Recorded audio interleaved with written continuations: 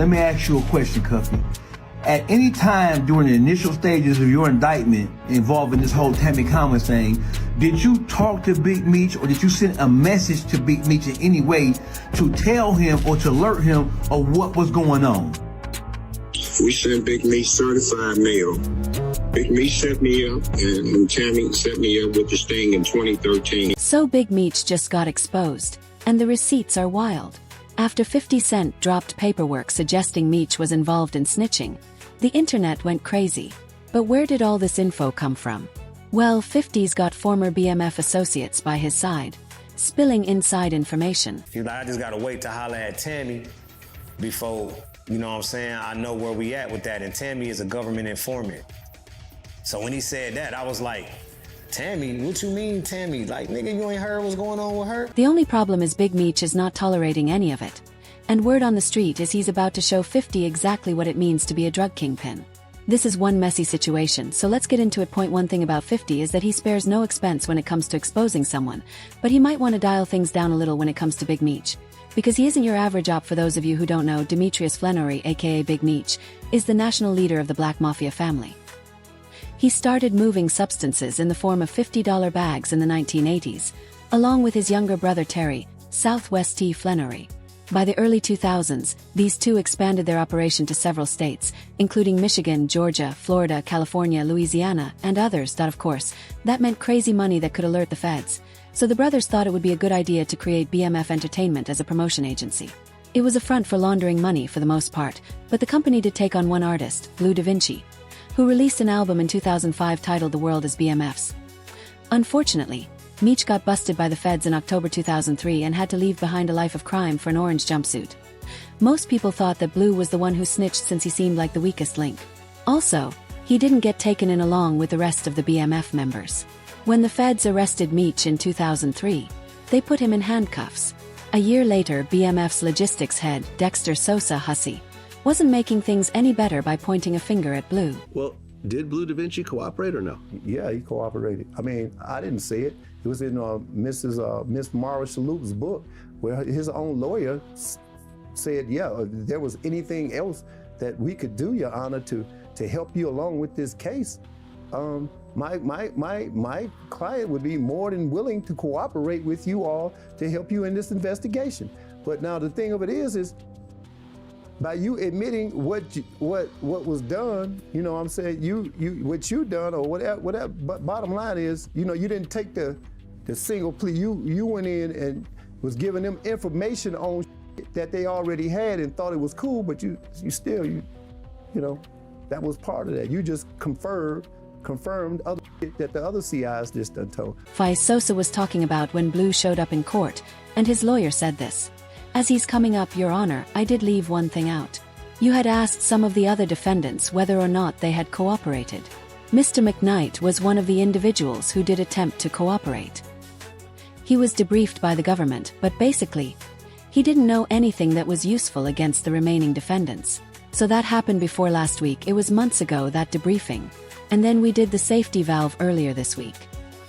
He would have liked to cooperate if he could, but unfortunately, he did not really have any useful information, so Blue tried to snitch, but the authorities didn't think he had anything useful to share. Now the question is, where did the feds get the information from? Well, after having his name dragged through the mud, Blue decided to take on the responsibility of revealing the real culprit. He leaked the paperwork exposing Big Meech during an interview with Cap Capone News back in 2023. One night, and then my homeboy that was with me, he was like, Tone Bird, he from BMF too. Tone was like, ask Big Homie what's up with the movie with 50, like what's going on with him from New York. I had to use my New York accent.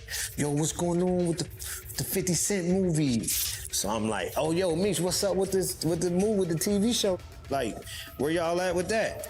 He like, oh man, it's almost done. The contract almost done. It's almost done. We're gonna be starting. They're gonna be, you know, starting to cast it or whatever, right? He's like, I just gotta wait to holler at Tammy before, you know what I'm saying, I know where we at with that. And Tammy is a government informant. So when he said that, I was like, Tammy? What you mean, Tammy? Like, nigga, you ain't heard what's going on with her? And they were like, shit, nigga, I heard shit, but whatever it is, that shit ain't got shit to do with me. And he's like, man, I'm gonna hit you back. I'm like, all right, that's the last time I ever talked. And that's how fans learned about Tammy Cowens. She had been Meech's business partner since 2008. In fact, when Meech ended up in jail, she kept in contact with him, running errands for him on the outside. For some reason, Meech decided to reward her for her efforts by signing his life rights over to her. That meant Tammy could sell Meech's life story and make millions. And that's exactly what she did, with 50 Cent becoming the co-producer on his 2021 TV series BMF. But according to the papers that Blue leaked, Tammy wasn't just getting Meech's name out there. She was working for the feds on the side. She's described as CS1 in the documents, a confidential informant for the DEA in Atlanta in 2009. She provided information in a money laundering case, which resulted in the successful prosecution and conviction of an individual named Terry White. The time, Tammy wasn't getting paid to spill the deets about criminals. But her help in putting Terry White behind bars led the DEA to think she could be useful. So her controlling agent, Agent Harry, put CS1 in for an award, a percentage of the value of property forfeited by White. And yes, Terry White was a pretty big fish. When the cops busted him, thanks to her help, they secured the keys to his immense riches. Tammy got a piece of the pie as well. It's believed that Terry White grew up in an Atlanta housing project. But when FBI and GBI agents arrested him last night, he was living here, a sprawling $200,000 mansion in Jonesboro. The 27-year-old was in the process of renovating his home, which features an outdoor swimming pool, a full-length basketball court, and more. Had a media room where there were 24 TV sets on one wall hooked to a satellite dish. And you could hit a button and all 24 TVs would come on. Agents seized the home and 3 cars which belonged to White, including this $110,000 Rolls Royce, which was paid for in cash. But there was more to be found inside. $47,000 cash and a machine to count the money. Thousands in gold jewelry and mink coats. A small catch of ammunition and weapons, including a loaded Uzi semi-automatic. But here's the kicker. Tammy didn't agree to be an informant because she needed the money. That's why even the feds thought she was an unusual informant. She had no criminal record, was not a known substance user, wasn't motivated by money, and wasn't looking to get a reduced prison sentence or dismissal of charges. She simply did it because she wanted to get back at White, apparently. He used her to launder money without her knowledge, and Tammy didn't sign up to be a pawn in anyone's game. But why did Tammy continue to snitch even after the feds put White behind bars? Well, that's going to make sense in a while. Meanwhile, Meech was cooking up a scheme of his own behind bars.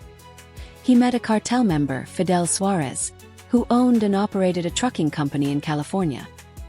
He had been investigated and arrested without conviction for suspected substance trafficking in 2005 and 2009. Meech's plan was to use Suarez's connections to move around illegal substances and make some quick money behind bars. But his hands were tied, so he needed help. That's where Tammy came in. Now, during the course of this informant relationship, she becomes involved romantically with the supervisory special agent over the task force. That's Keith Crumb. So in and of itself, that's going to jeopardize everything that they got going on with respect to the investigation. So she ends up receiving like $200,000 as an informant, where he's the one who signed it off. So now he's maintaining an improper financial relationship with an informant, whom he's also maintaining an improper relationship. According to the documents, in September 2011, Flenory requested CS1's help in coordinating a delivery with Suarez. CS1 testified that they first met Suarez by telephone when Suarez contacted CS1 to ask how Flenory was doing, with Tammy on board. Meech used her to connect Suarez with his lifelong friend Dion Cuffy Gatling, another kingpin in the substance game. Together, Meech, Suarez, and Gatling planned to move around substances. But what they didn't know was that they had a snitch in their midst. Tammy was reporting everything back to the feds. And guess what? They eventually managed to use her intel to put Cuffy in handcuffs on March 13, 2014. He was eventually sentenced to 27 years in prison for trafficking charges and the use of firearms in furtherance of drug trafficking resulting in death. But Meech didn't face any charges for his role in the deal. That's exactly why people are asking, why didn't Meech get indicted? Well, because Tammy denied Meech's involvement. You know, a lot of people, man, is thinking that this thing is made up, or this thing is fake, or that I have an axe to grind. You feel me? Right.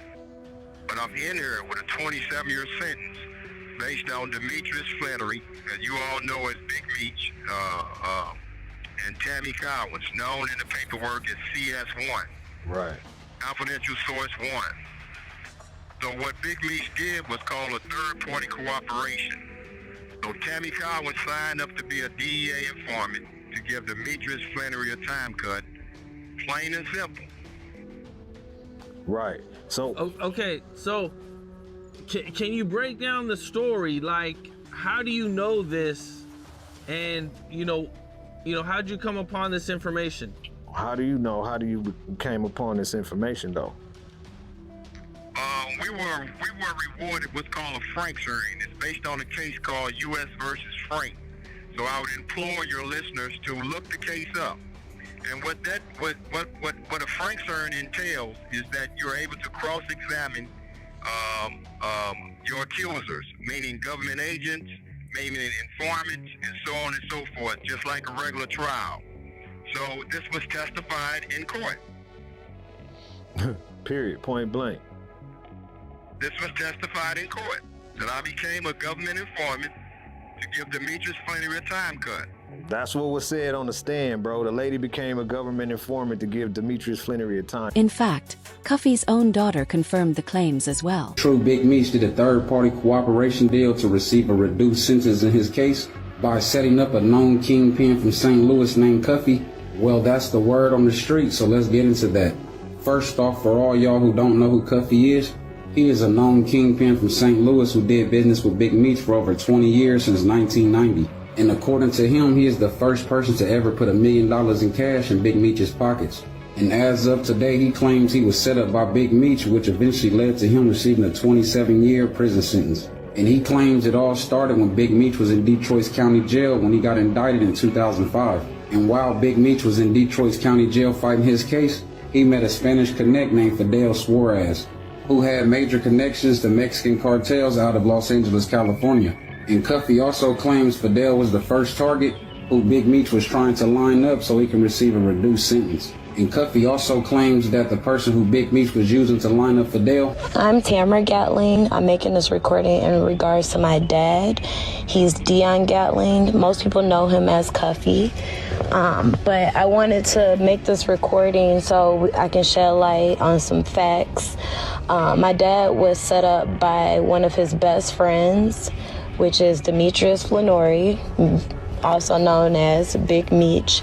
My dad and Meech have been friends for 30 years plus. I've known Meech my whole life. I look at him like an uncle. Like, this situation has been completely devastating on so many different levels, and there's still so many questions that aren't answered. At this point, I can only shed light on what I know for sure to be facts. And it doesn't seem like anyone was lying because the paperwork straight up proves everything Cuffy is claiming. Apparently, back in 2011, Tammy was supposed to target Hispanics involved in the trade. In return, she wouldn't have to testify since the DA would deport them. But Tammy was more concerned about whether she was getting paid. That's when the DA agent told her, "You'll get a lot of money," but Tammy cut him off asking, "Can I get Demetrius Flannery's time cut?" To which the DA agent responded, "We can work that." Now, people are questioning whether Tammy was making all those moves on her own, especially since Meech voluntarily signed off his life rights to her. When 50 talks, people listen. And now, this scandal is out in the open, or what do you think? Will this affect Big Meech in the long run? And are he and Tammy no longer partners? Let us know in the comments.